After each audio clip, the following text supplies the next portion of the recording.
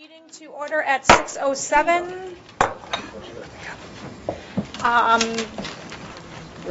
Welcome. This is actually our last meeting of 2015. Hard to believe, our last Souhegan meeting of 2015.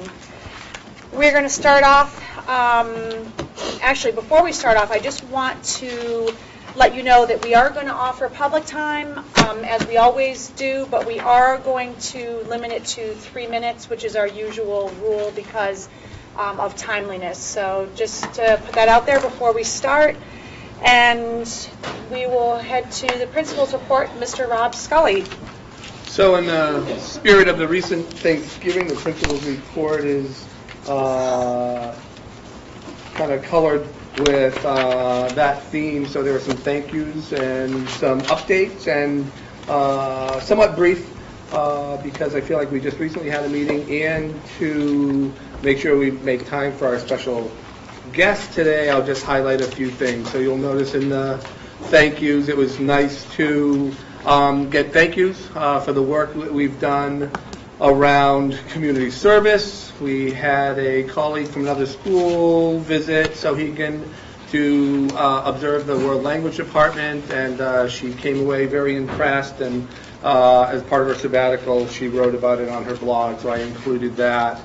And another thank you that I think may or may not have made it was to the student services.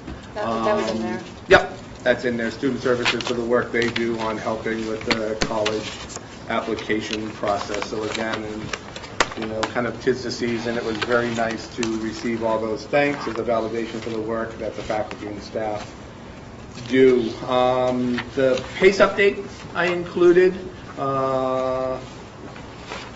with some pictures because I want to do two things. One, continue to validate that work that we're doing here in SAU 39, but also start bringing the context of what's happening nationally in education and at the state level and at the local level, because I feel like we're moving into a really, really exciting era where there's an alignment between all those levels, local, state, and national level, where we're really working in the best interest of students. So I included the PACE update with the group who visited recently, because some of the same people that were walking our hallways a day or two later were at the White House at the White House Summit on Education, and as part of their sharing at the White House Summit on Education, they mentioned their visits to New Hampshire and Souhegan as where the work that we need to be doing in education is happening. So it's just really exciting. So I even added pictures. I was so excited, so you notice that. The other thing, and then a note of interest, the White House Summit on Next Gen Education. If you continue on to the back, the Alumni Updates, which are always nice to receive.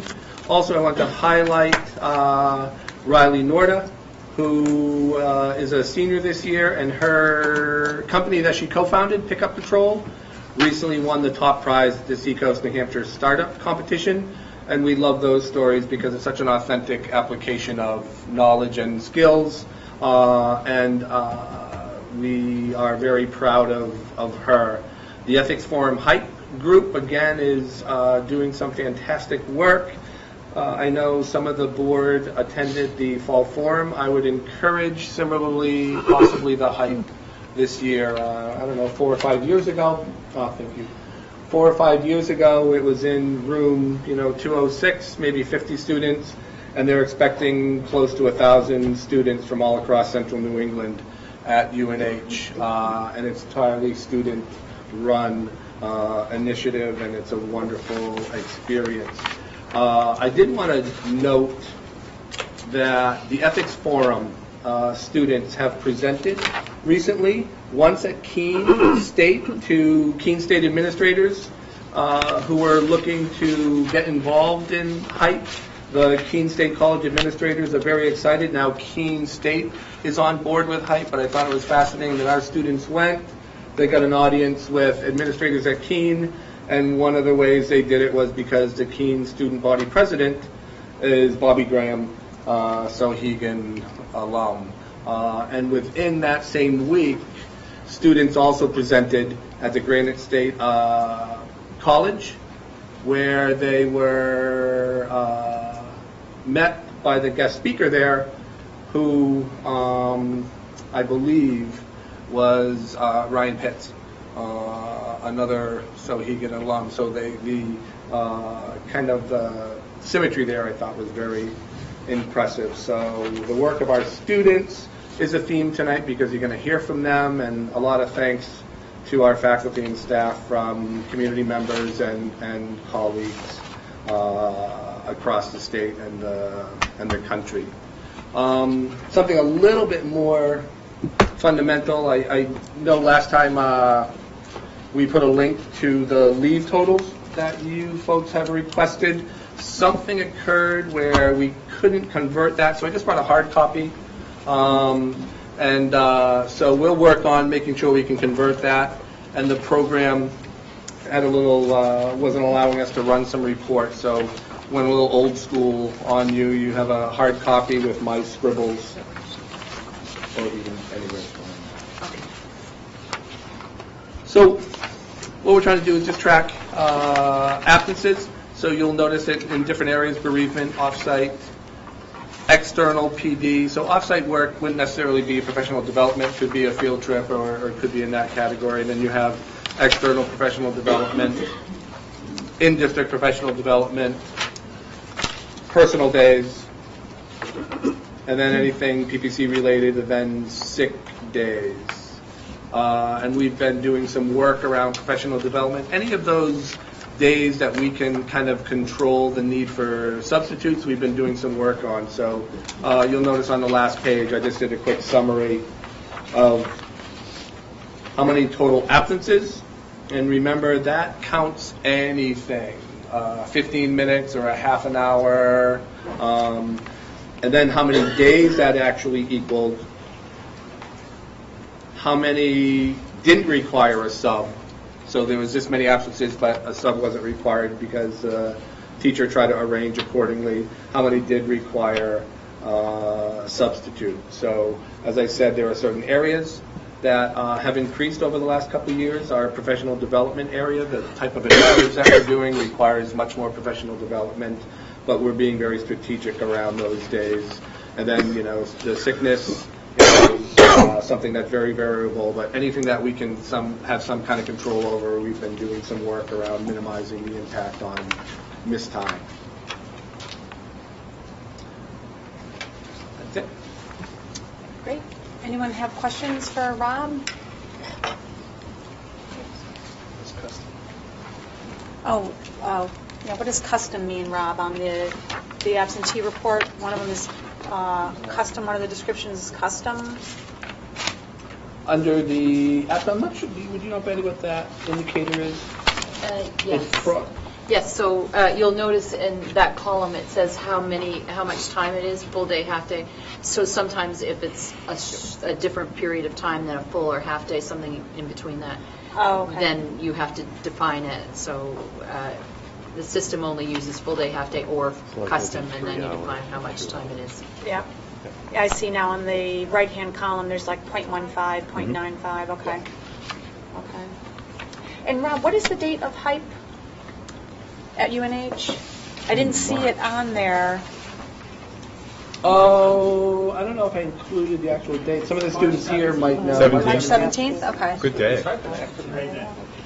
Yes, it's hosting young philosopher enthusiasts, correct? Hosting young philosopher enthusiast. So, okay, great. That would be great if board members could make that. I went one year and it was fascinating actually to watch, and now that there's over 1,000 students and so many other schools involved, kudos to our students that started this and have kept it going all these years. Some schools from Maine too, I think, right, Rob? I think so. I talked to Chris about it. Yeah. All right, any other comments or questions about the principal's report? No? Okay. So we will move on to Ms. Liz Purvis, our Community Council Liaison, for the Community Council report. And if anybody wants to speak, come on up to, or anybody who's speaking tonight can come up to this microphone, and we can pull chairs up for the students that will be speaking also. Okay. So I have a proposal for everybody, so if we could just pass that around. I know we're going to be discussing it.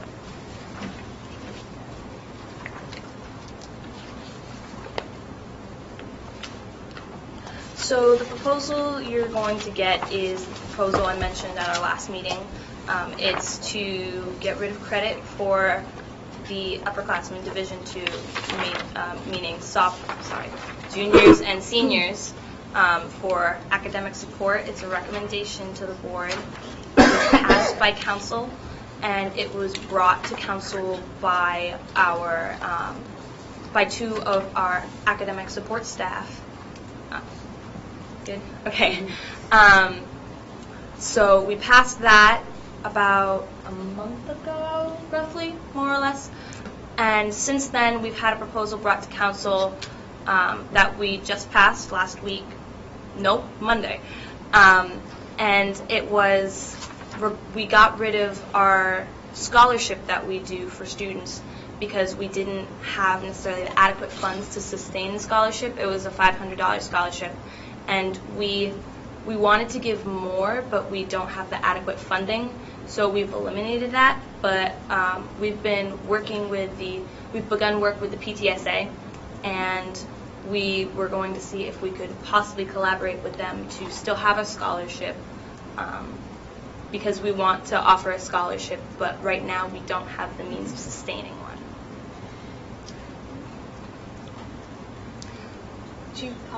Has everyone had a chance to read, probably not read over the whole thing, but we did ask, now this was, because this falls under curriculum, this was a recommendation to the board, not necessarily a vote to implement. So I asked the administration if they would give us a recommendation or kind of let us know where they stand on it as far as staffing in particular and their thoughts on getting rid of academic support credit.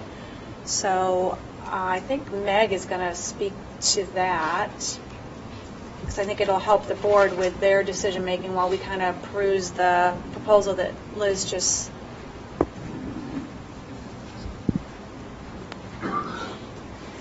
I am not Elizabeth Schenkel, contrary to this sign.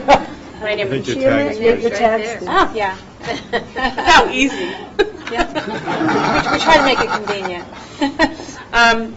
I just wanted to inform the board and the public as well that Rob and I and the rest of the administration at Souhegan have been closely examining the academic support model since last spring. We've talked with guidance and the special education staff with regard to how academic support has been implemented in the past. Credit bearing, not credit bearing, we have had a variety of really rich discussions around that. There are pros and cons to the way the academic support model had been run in the past, and we all agreed collectively, I think, that some changes really did need to occur to the way we deliver that service to the students at Souhegan. So what we thought that we could do was to implement a more manageable change to that model by focusing this year on the freshman class and how those services are delivered to all of our students, with the idea and the intent that we would then roll in the sophomore class, the junior class, and the senior class, and ultimately we change the model for all students. I am not in support of making a blanket statement that says that it should not be a credit-bearing course for 11th and 12th graders. There are many students at Souhegan who take that course, and they really need to take that course as part of the special education supports that they receive, and they have to have it year-long. And by making a blanket statement that it wouldn't be credit-bearing, we would be boxing them out of elective credit opportunity.